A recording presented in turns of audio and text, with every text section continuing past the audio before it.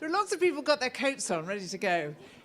So this session is going to be short.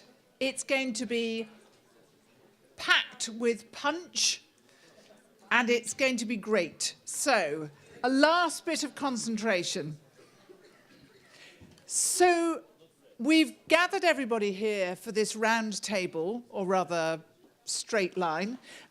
We've gathered them here because we want to hear from each of them what their highlight was and what one thing that they think we should have in moving forward. So I'm going to start with the high priestess of RRI, Doris. Are we meant to answer both questions at the same time? Yes. All right. So what is the highlight for me? You are allowed to say your session, Doris. All right. To be honest, my first session I really enjoyed, but after that, what made me think the most was Ari's question, whether responsible is a good word for what we're trying to promote. Because what I believe is we are spending millions and millions and millions of public funding on RRI, and there is still a big debate on whether it's even allowed to say, are we useful or not? And with another term, perhaps it would be more obvious what is the benefit. Whereas with responsible innovation can be anything. We can talk about this for years without bringing out the usefulness of it. Whereas what we've been trying to do in Progress, to promote inclusive innovation, there is a clear usefulness to it. And of course, responsible innovation sort of kind of puts everyone else as irresponsible, because that's the opposite, and that makes people feel rather unhappy.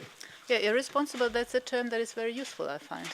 But what exactly, how long can we talk about what responsible means before somebody will ask, what are we doing with the public funds? That's what Ari's question started for me. And for the future, personally, I would say that's a question we should answer with future projects, with future thoughts, with future publications as academics. What contribution do we make to society with our work on RRI? Okay. Jakob Elder. Edler, sorry. Yeah, every British makes that mistake, so I'm used to that one. Yeah, thank you very much. Well, the highlight is a very simple one, which is to be reminded of the diversity of expectations that we had here. I mean, we had a huge diversity of expectations. Some people clearly coming here to get tools, to get clear principles and concrete tools, what to do now when they go home. And others have the expectation that we move forward, like Richard Owen, to use RRI thinking in order to change the hegemonic narrative and model of our economy. So you can see how broad we are. And actually, I don't think that's a lowlight. I think that is actually a highlight, because we can draw very much out of that. Before I say what I think to go forward, maybe a lowlight or something that I was missing. Again, my political science kicks in, but we have so much RRI discussion and so much principles and procedures and how can we maximize the acceptance of what we are doing and so on. But there will be many situations where we have conflict. Conflict remains, no matter how great our governance procedures are towards RRI, how much capabilities we have, how much knowledge we have, and all of that. We have all of that in place, and still conflict remains. So I haven't quite. I think we still struggle with how to work with contestation and conflict and link that back to political decision making. In terms of going forward, now my Resagora helmet comes up, which is, I really think that we should support mobilizing institutional actors. I think we have learned a lot, not so much about overall framework. What is the framework? I don't believe in the framework. I actually don't even think we should follow too much the European Commission 6 keys at all. I wasn't impressed by the fact that we now start to measure everything and try to develop indicators in order to see how responsible are we in line with these 6 key dimensions, which I think is actually a bit of a problem, because then it becomes normative repetitive. We don't want this. So I would like to mobilize institutional actors, and especially, and that links me back to maybe another highlight, which is your session this morning, which I liked very, very much. No, seriously, I liked it very, very much. And here is a very concrete thing to do. There are so many concrete principles and practices in all this material that we have discussed, that can be picked up by institutional actors, even in environments where we are not democratic, where we don't have this transparency. But there are things that can be done bottom up in institutions that, where we have institutional entrepreneurs that can make a difference, and I think that was very valuable indeed. Also, it was interesting that I didn't hear from any of you, although we were talking about how to take it forward, but I didn't hear any of you saying citizen push. Because actually, citizens, I mean, look what people have done. What, for instance, consumers deciding not to buy products, for instance, how that can change corporate behaviour really very quickly. And actually, there can be citizen push here that they can demand of companies or demand of innovators whether they have done any of these RRI, whether they followed any of these principles. And actually, if enough consumers are asking those sort of questions, it actually makes companies think, oh goodness, we need to do this. Aki. Thank you. Okay, for me it's interesting to sit in an audience like this with a lot of people that I don't have to do much in my real life. And I see. So it's not real. Wrong. It's That's a dream. not what he really meant. Yeah, it's. What you really mean is there are a lot of people here that you wouldn't normally come across in your professional Yeah, that's. life. Yeah, I mean, people of words, people of words. That see the things deeper that we see. We solve problems, and so on. We concentrate on problems, and it was very interesting for me to hear. Well, I make it one time a year, sit in an audience like this. Especially was very interesting to have.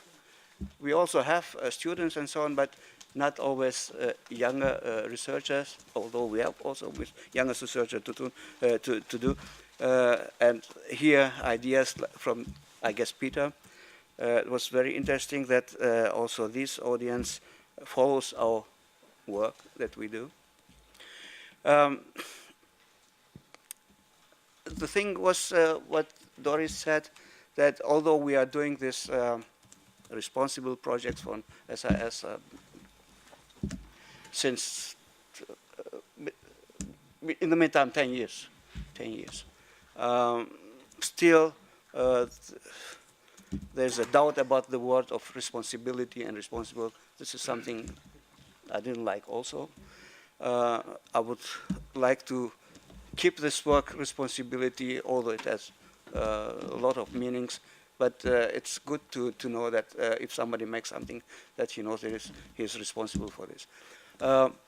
What you said, the society push is very important for us because we make products and we expect that the society comes out, and these tools and the ideas that we make in these projects, I think that they don't have only outcomes, they are fig leaves for the commission programs, but also goes down to the society, and the society can work with the thing and start thinking, being major, and expecting something from those who make the products, and not only those who think, make the thinking, but also the solution to the problems. Okay, our philosopher. Well, actually, we've got two philosophers there. Yeah, you cannot say our because we have many philosophers here. So, for the first thing, René von Schönberg is not alone. He has finished his purgatory time, his penance time, for the people who attended the workshop on responsibility. He said, it's very difficult to sell this. More seriously, it's an interesting reconfiguration of the flat science and society research domain by the introduction of responsibility, 90% normative concept. It requires to move from only a descriptive approach de facto towards more experimental institutional political one. Welcome to the complete pragmatism, descriptive, normative, and experimental. It's two good news. Two good news in one. For the human and social sciences, regarding natural and engineering ones, HSS are not only there for improving communication or general culture. And for the interrelationships between social and political sciences and philosophy, a possible fall of an epistemological wall. This is what I want to highlight. What we would like... Briefly, though. Yeah, no, it's brief.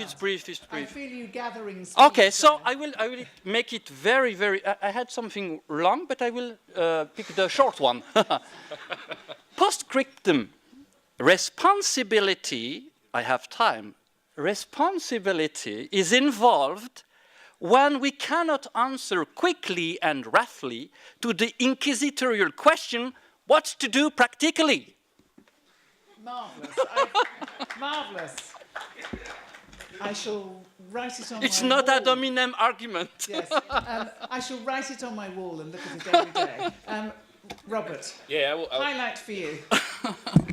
Session highlight. I think the session I attended today on based on democratic horizons. I really much like that because I think there's one thing that I could highlight of this conference is an absence. I would say the absence of the word freedom that I never heard during the whole conference, and it's quite strange to me because responsibility can only come from freedom. If we're not free, we cannot be responsible.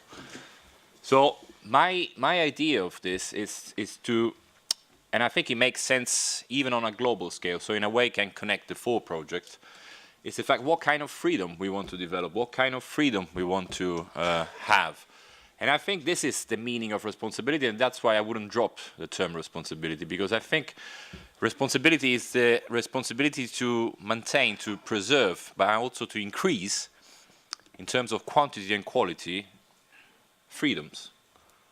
So for me, this relation is really important. And I think we can apply this in every kind of context, on a global scale as well. So I think maybe it could work. I know it's really abstract in a way, but I think this is at the root of the concept. Okay. Roger, now you were facilitating the open space sessions. What's come out of that? Okay, I want to put it in the framework of a highlight, but I can explain that. Right, so I think just in terms of context, being a very small player in the Progress group, which has now joined here with 3 other groups, it's quite something just to feel all these 4 streams coming together with the power of European Commission funding, and just feeling them all coming together with the power of all that funding and all those brains and all those thoughts coming together. And then at a very high level of potential and a high level of contribution.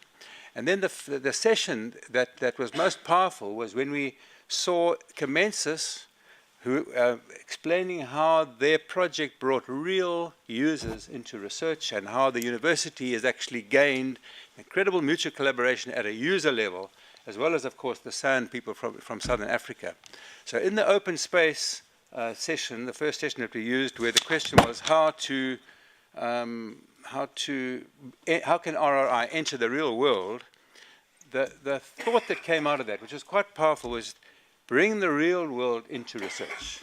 Turn it around, bring the real world into research, and that summarizes that whole powerful change around when actually you enter the users at an early stage of research and automatically becomes responsible, and the collaboration around that has a huge energy. So that is my highlight, which came out of our session. What next steps be for you? The next steps, I think, also coming from the open session, which is trying to be very innovative and looking at all of these things from different angles. I think the most powerful one was looking at research all over again, and just the idea of changing research, re-changing research, and earlier stage collaboration can be rolled out everywhere in the most creative possible manner, and that includes innovative ways of collaborating with funders as well. So those 2 things together, the research and the funding and the innovative ways of doing that is really feels to me the sort of center point that came out of our discussions. Okay, very good. Sachin. Thank you. I think to me this session on measuring the immeasurable was the most impressive one. The panel was excellent, and the idea that since yesterday we have been discussing in terms of how to bring, as Roger very rightly said, this reality in our understanding on STI, on R&D expenditure. How do we measure that, and how do we bring it closer to this idea of equity and inclusion? And from that point of view, the panel in that session came up with this idea of connecting social, sustainable, and responsible sort of allocations all together, and then try to build up on the list of 6 indicators which we discussed since yesterday, and add the additional dimension of inclusion and social justice to it. So the point that we made in this morning session in terms of redistributive justice, I think it comes as a core sort of concern.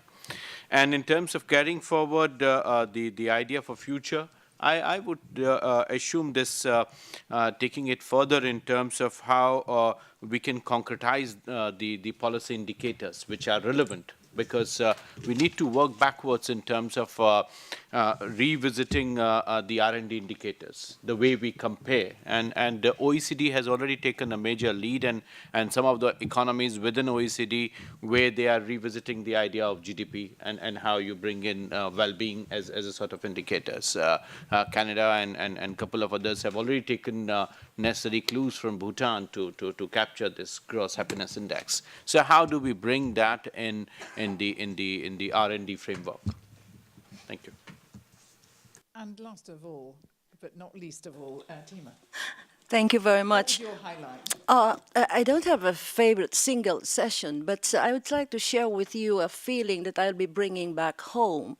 And it's a feeling that I have since sometime late afternoon yesterday, that this is a coming together of people who have different perspectives and different mindsets, but there seems to be something that is unifying us, and that to me is a genuine concern or anguish about what is going on in the world, the environment that is being destroyed, the inequality that is so unprecedented since the past 100 years. And so this is the kind of feeling that I bring with me, and I think this is something that is, I cannot put my finger on it. It is not something that is physical, but it's a spirit, I think, that I see in this community. And I would like to see forward a next meeting somewhere in Asia or in Africa, not in Europe, where we will have opportunities to go around and meet real people, real lives, how innovations and how products touch their lives, and so that we have more direct contact with the 99%. So it is this feeling that I don't want this to be wasted, and when we go home we forget. We keep in touch and build some kind of international solidarity around this feeling of genuine concern and a dream. I think we need dreamers, especially nowadays. So maybe that's very good. So I think maybe we should just call it 99 RRI, in that RRI is about the 99, not the 1. Anybody want to tell me about briefly tell me about their particular highlights? Anybody want to?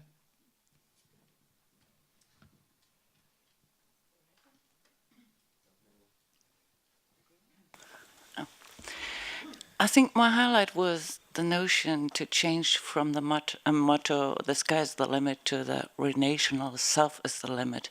And in the last session on the indicators, I had the idea, why don't we then take the happiness indicators to measure the impact? Maybe that's an idea. Okay. Anyone else? Where's Peter? So I've kept coming back to Peter. Can I embarrass you, Peter, by asking you how old you are? The mascot. He's our mascot. How old are you, Peter? I can now reveal that he's a medical student who's doing an intercalated year here at WHO. Few months, yeah. Few months, and you're going to all sorts of conferences. mostly medicine related. So what have you thought of this one? I found it No quite pressure. fair enough. I found it interesting from the very first moment. I personally, aside from everything I do on a professional side, I made my mind up a lot about research. And I've never saw it from an ethical perspective, but I think it's needed. And we should have a look at things from different angles. And for me, the interdisciplinarity in these approaches, in responsibility, that you don't only have to look at what means responsibility in this field, or in this institution even, but also how do different disciplines look at this specific responsibility. And I think from working together, we can learn a lot more. So what we need to do next, I guess, is take this on the next level and go out and talk to the universities, to the institutions, more to the policymakers, and shape these ideas so it's not after the after this final conference, it's not forgotten and maybe picked up again, I believe. Out of the mouths of babes. There we are. So, anything else from anyone on the panel? Anything from you, Ralph? Anything from you, Doris? He has a goodbye to say at the end. Oh, goodbye to say at the end. Anyone else? Burning question before you all go home, out into the snow. Right. It's been a very good and hard couple of days. Lots of ideas, lots of philosophy, for which I'm enormously grateful, Bernard. It's been a great pleasure to be with you, and I hope that I've been able to help you in your discussion, even if it was only to enliven it with terrible jokes about the European Commission coffee. And funding, yes, and philosophers, yes. Thank you for being here, and it's over to you to close. Thank you. All right. Thank you, Vivienne. I don't know if you were aware, this conference was kind of an experiment, actually. We were talking about experiments already here in this round table. At least for me, and I guess for the co-organizers as well, it was the first time we managed to organize a joint final conference with 4 projects. I don't know how often that has already happened in the context of these European projects. I don't know how you feel about it. I think it went quite well. My hope would be that this type of conference is kind of more of than the sum of 4 individual projects. I think it should be more than that, and I guess we achieved that. I'm a bit daring about this, but this is my very individual. I'm not sure if it's intersubjective yet, but maybe we can talk about that. But my personal feeling is it went quite well. So thank you very much for participating. Thank you very much to the panelists, to the speakers. My special thank goes to Alice Tetu. She's not here at the moment. I can't see her at the moment. So thank you to her and her team for taking care of us. And without that help, I don't know how this would have been possible. So that was really excellent. Thank you for that. Vivienne, thank you very much. I don't know, did we behave? Yes. Yes? Okay. So. Well, I have to do a British thing.